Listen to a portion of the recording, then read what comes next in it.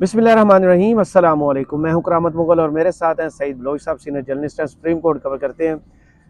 ये स्टोरी हमने प्लान नहीं की। सईद बलोच साहब, स्टोरी ऐसे है कि पीटीआई को जलसा करने, कॉर्नर मीटिंग्स करने, रैलीज निकालने की अदालती अहकामात तक तो इजाज़त है। निगरान वज़ीर आज़म भी कह चुके हैं कि जलसों की इजाज़त है, किसी को रोक टोक नहीं है। जी जी। लेकिन कहीं भी जलसा करना दूर की बात, कहीं ऐलान होता है तो पुलिस वहाँ पहुँच जाती है।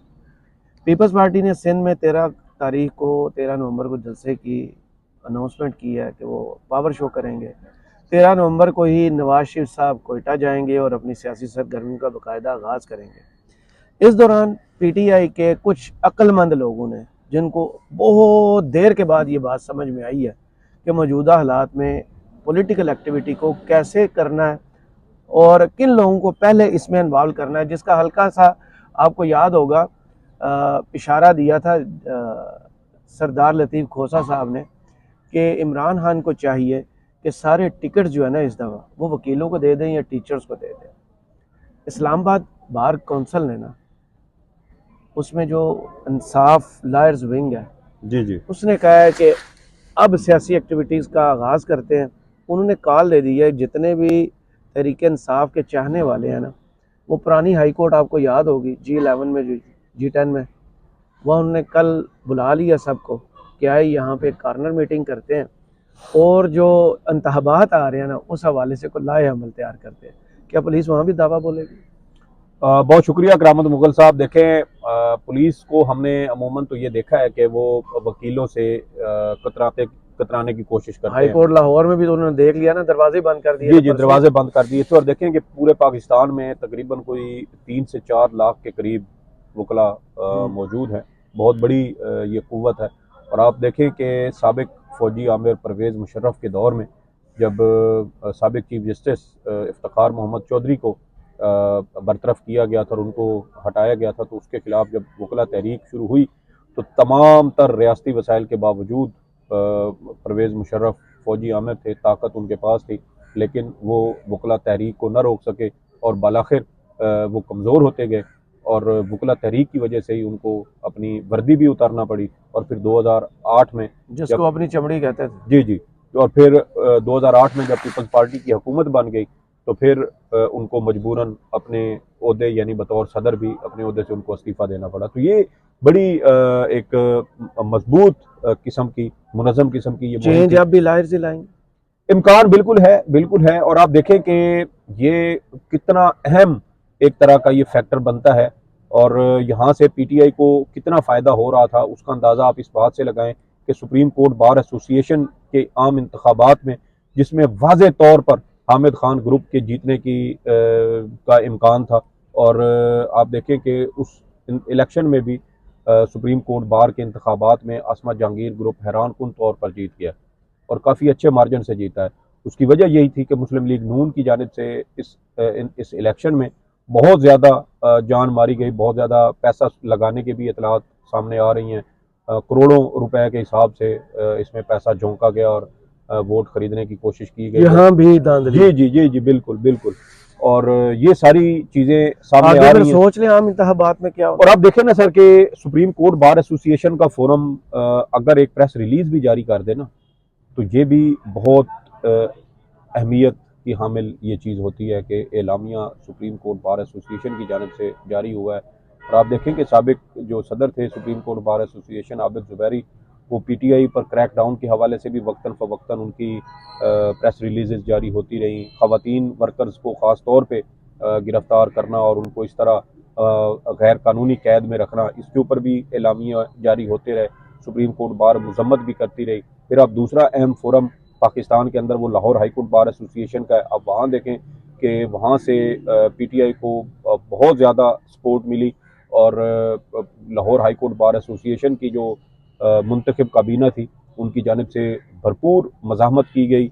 और एक इम्कान तो ये भी पैदा हो गया था एक वक्त में कि शायद अब लाहौर से वकला तहरीक दोबारा जन्म लेगी और ये वकला तहरीक जिस तरह मुशर्रफ के लिए मसाइल खड़े किए थे, मुमकिन तौर पर पीडीएम हुकूमत के लिए भी खड़ा करेगी। लेकिन उसमें फिर चीज़ ये आ जाती है कि वकील, चूँकि उनका एक माइंड सेट ये है कि हमने आइन और कानून की बालादस्ती और जमहूरियत की मजबूती के लिए ये सारी जद्दोजहद करनी है। तो मेरे ख्याल में अगर पीडीएम हुकूमत वकला तहरीक के जो एहतजाज था या उसकी जो शिद्दत थी उससे शायद इसी वजह से महफूज रही है कि वकला शायद ये समझते थे कि एक लूली लंगड़ी से ही लेकिन एक जमहूरी हुकूमत के ख़िलाफ़ इस तरह हमें सख्ती से हमें एहतजाज नहीं करना चाहिए। तो उस वजह से ये मेरे ख्याल में शायद इनकी पीडीएम हुकूमत की कुछ बचत हुई है। और अब देखें कि इन्हीं वकीलों के बारे में जब इमरान खान साहब की जानिब से गुज़श्ता दिनों ये बयान सामने आया था, लतीफ़ खोसा का ही ये बयान था कि इमरान खान ने कहा है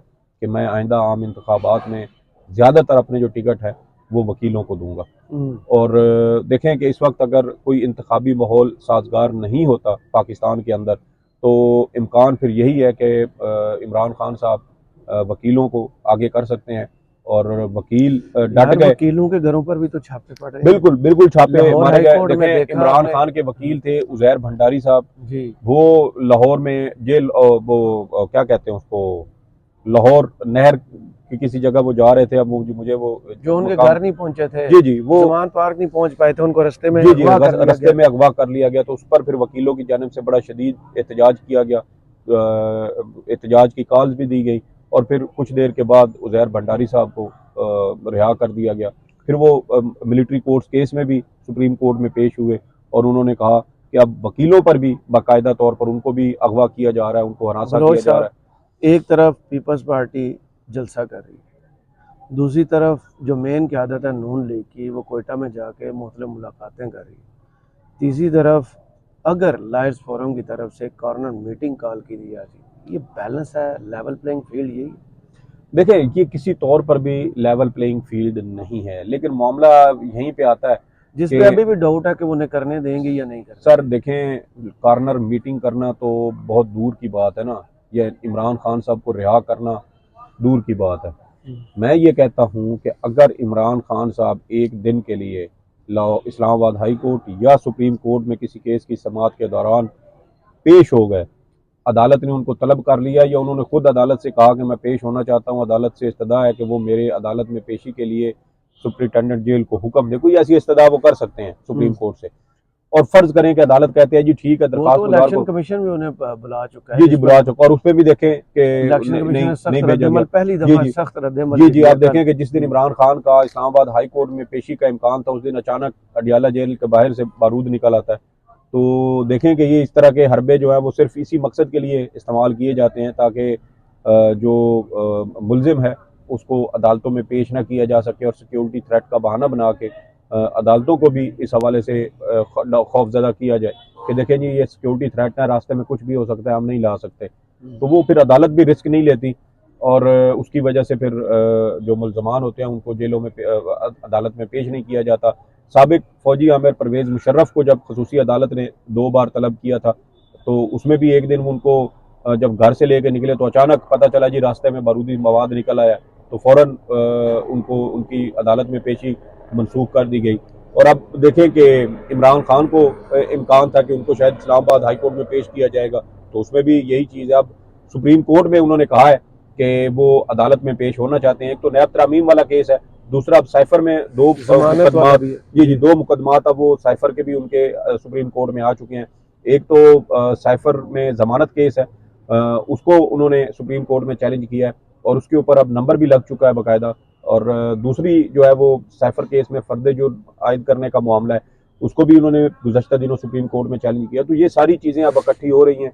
इम्कान है कि किसी भी केस में अदालत में अगर अदालत तलब ना भी करे तो इमरान खान साहब खुद अदालत को कह सकते हैं कि मैं पेश होना चाहता हूँ। तो अगर एक दिन के लिए भी, एक घंटे के लिए ये एक झलक भी इमरान खान की मीडिया के ऊपर आ गई और सोशल मीडिया पे आ गई तो गई है जी जी वो अब देखें ऐसा ऐसा चीज़ें मजीद जो है ना ये ढीली होंगी और वो ग्रिप जो है ना सर वो आप कितनी देर तक उसको बरकरार रख सकते हैं। स्टेट कितनी देर तक बंद की जा सकती है। स्टेट जो है ना सर वो कभी भी हमेशा के लिए उसको हाई अलर्ट पे नहीं रखा जा सकता। आप देखें कि बम धमाकों की कितनी थ्रेट्स होती थी, तो हफ्ता दो हफ्ते महीने के लिए इंतजामात बड़े हाई अलर्ट किए जाते थे सिक्योरिटी के और उसके बाद फिर नरमी हो जाती थी। तो हाई अलर्ट आप लॉन्ग टर्म के लिए कभी रख ही नहीं सकते। सही। तो इमरान खान साहब अगर एक दिन पेश हो गए अदालतों में तो मुझे पूरा यकीन है कि फिर नवाज शरीफ साहब अपनी इंतखाबी मुहिम चलाएं, रैलियां करें, जलसे करें, मेरे ख्याल में कि उसका कोई फायदा नहीं होगा। चलें आप छीन लें। बहुत शुक्रिया सईद लोधी साहब आपके तजिए का। कमेंट्स बॉक्स में ज़रूर बताइएगा वीडियो आपको कैसी लगी।